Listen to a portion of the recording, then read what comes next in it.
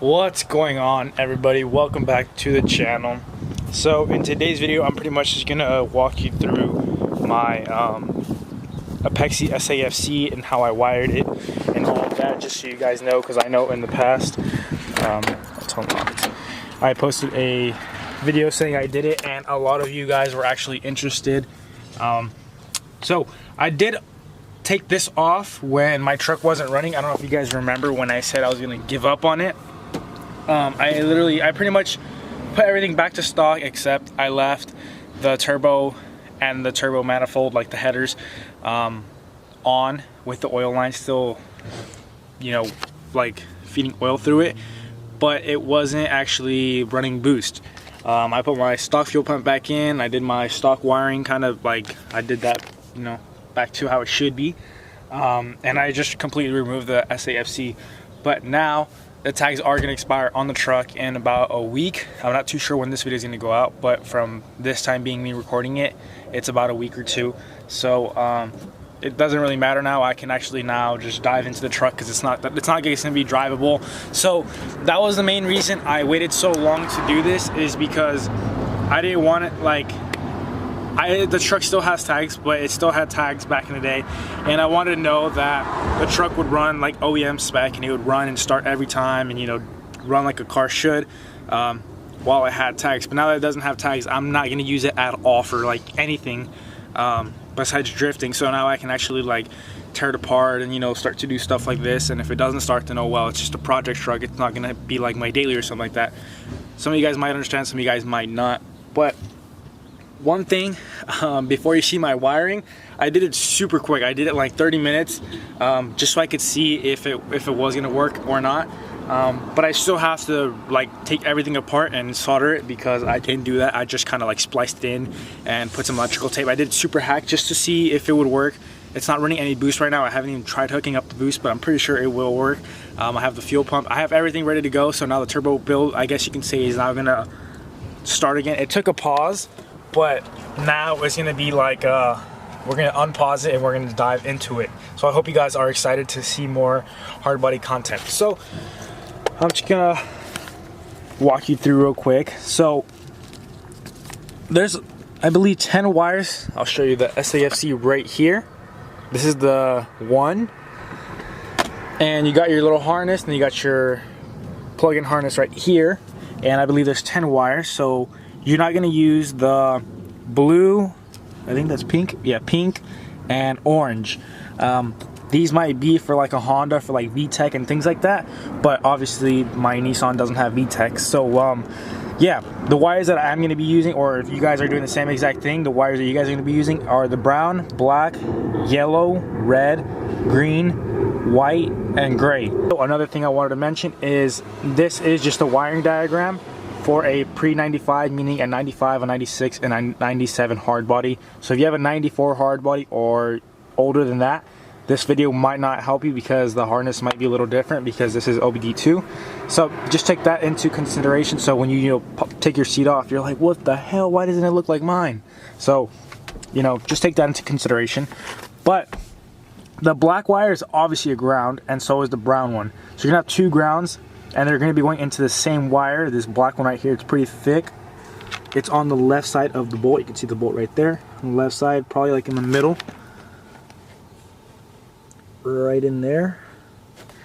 And the black one is going to be going like into the ECU, like on this side, and then the brown one going into the harness, even though it's going to be in the same, like spliced into the same place. This gray one right here is going to be going into this white wire that goes like right under my finger now. I think I could, oh, it's this one right here. You see it right there at the center of the screen? You could barely see it. Sorry, it's hard to focus. Or right at the center of the screen. So it's, oh, it just started to focus right there. That little one that you see right there, it's on the right side of the bolt, and you're gonna splice this gray one. That's the RPM signal, which that's pretty much like one of the more important ones. And then this green one is going to be spliced into this wire. Well, it's not going to focus right there. Give it a second.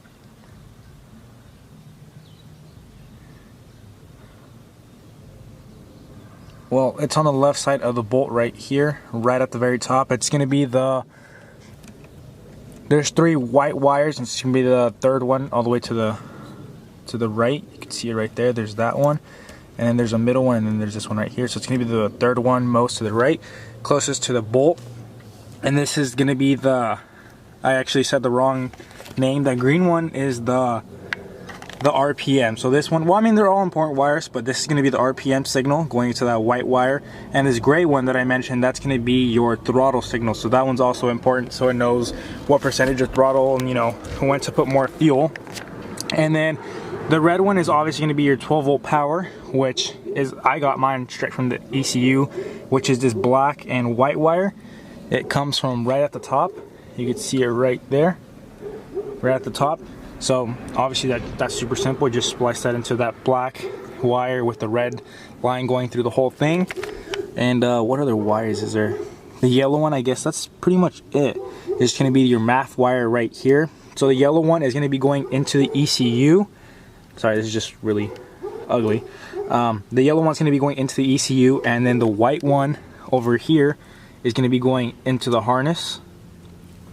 Alright guys, it's really hard to get it to focus, but if you guys are getting the same power from the one I'm using, it's going to be this black wire with a white line through it, and then you should see right next to it, that's a pretty thick wire, right next to it you should see a black wire. Let me see if it'll focus. It's right next to it. This camera sucks. Alright, there you guys can see it. And the MAF wire is going to be the one right under, damn it, right under that one. So you could see me kind of wiggling it under. Barely see it probably. But you see that in the center of the screen wiggling. So it's going to be the power wire, and then there's going to be the black wire next to it, and it's going to be right under that. It should be a black wire with red lines, similar to this one right here. If that's even going to focus. Similar to this one right here. But yeah, it's going to be that one. And like I said, the yellow is going to be going into the ECU, coming from the SAFC. The yellow is going to be going into the ECU, and the white one is going to be going into the harness down into here. So that's pretty much it. I think that should be all 7 wires that are used. Like I said, the blue, orange, and pink wire aren't used for the hard body. But if you guys have any questions, feel free to DM me or, you know, comment down on the video, and I'll try to answer them to the best of my ability. But like I said, don't give me hate for this because it's all kind of trash right now. Like I said, I just kind of slapped it together just to see if it would still work.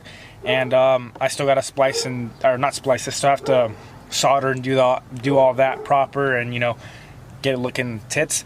But the truck does start. I know it's running a bit more rich, just because of the fact that I could hear it backfiring a little, and this truck would never backfire that much before, but now I could hear it, like, you could hear it and you could just tell. I would highly recommend to install your AFR gauge first. You could see what your AFRs are just to know, and then once you hook it up you can see a change in the AFRs. But I didn't do that. I don't know why I didn't, but I have my AFR gauge brand new in the box in my garage, so that's going to be a video. I'm going to be installing that. If you guys don't know how to install that, like I said, there's going to be a video coming up on that. I am going to be making a custom downpipe because I just used the one that came with the eBay turbo kit, and it's like super thin, and I'm afraid that if I weld another piece to that to go like to a full exhaust, it'll just break off because it's super thin. So I want to do my own custom downpipe, and I also want to weld my bung in there for the wideband, and I also want to put the stock O2 sensor back in so the computer can kind of correct itself a little. So yeah, for those of you who don't know what the SAFC is, it pretty much connects, it pretty much just goes in between your MAF wire and tricks your MAF into thinking that it needs more fuel. That's pretty much all it does.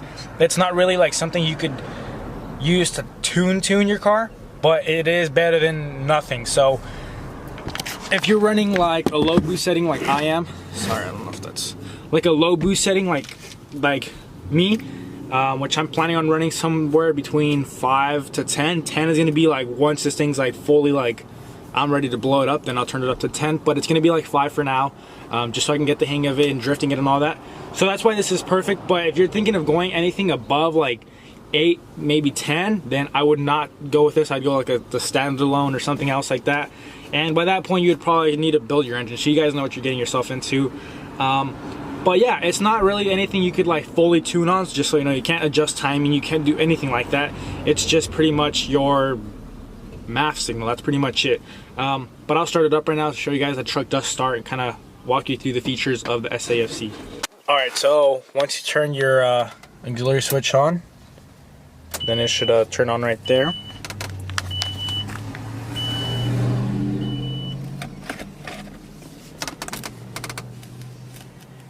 And then right here you could see your throttle. Let me see if you can see my foot. So right now I'm not gassing anything. I don't know why it's saying I am, but you can see right there, 65, fully matted right there. Let off. So it tells you your, you know, throttle percentage, how much you're flooring it, and then it tells you your RPMs. Obviously it's 0 right now because it's not started. But you go right here, actually not right there. Yeah. Oh. You go to your settings, and then you go to your, you could do high throttle and low throttle. So you go to high throttle, and then right here you could adjust how much more percentage you want. So you can see mine right now is all willy wonky, but I'm not going to rev the truck to 6,500 because that's red line. So that's why it's at 13%. You don't have to do 13%, but these are just kind of whatever settings right now, because like I said, the truck's not boosted, so I don't need any extra fuel right now.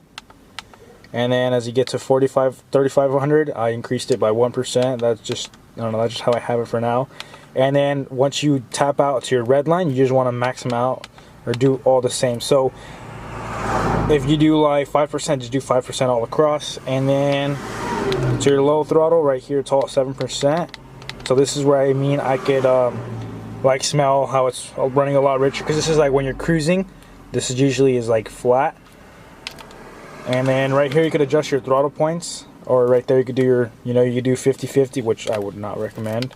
Where the throttle point, right here, the throttle points. So you could do, I believe there's 12, I think. Oh, there's 8, my bad. So you can do like for your any one, you could do 500, and then for 2 you could do 1,000, 1,500.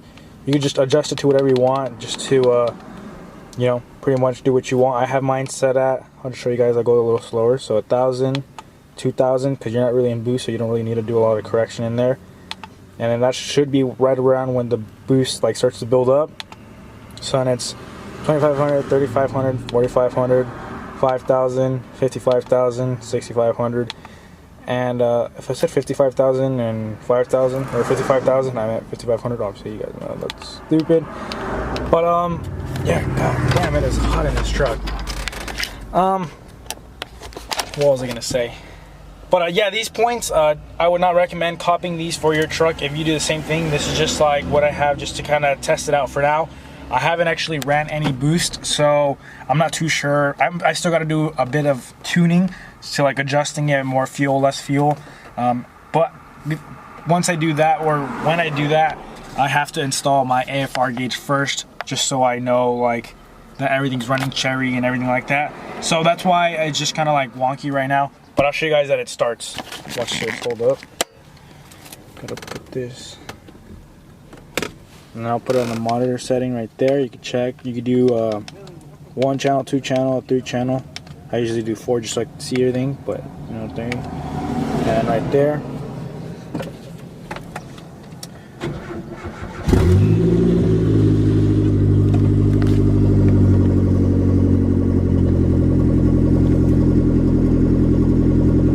You can see right now, I'll give it a little bit of gas.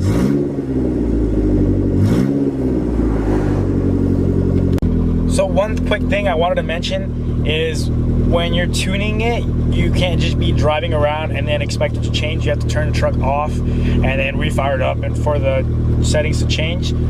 So like if you're driving, testing it out, and you're changing your settings and you're like, why don't I see a difference? How come everything's the same? That's because you have to shut it off and restart it. It's probably a safety reason, just so you don't, you know, fuck up something. And another thing is I'm gonna be making a video on my settings and what I have it set at, and you know, tuning it and how I'm tuning it, at least my AFRs, what my supporting mods are to the truck. For those of you who don't know, I'm trying to do this as cheap as possible. That's why I went with this SAFC, like a piggyback, rather than a adjustable ECU, like a standalone or something like that. So I'm sure I can get the job done with this. I'm just asking for 5 pounds just to get a little bit more wheel spin, just a little bit more power. I'm not looking for like anything above 160. So I'm, you know, confident that with the super cheap supporting mods that I've been doing, that this thing will be perfect. But yeah, can you guys smell the raw fuel? Yeah, you can. It's probably your neighbor in the back, you know, mowing his lawn. Yeah, I'm just kidding.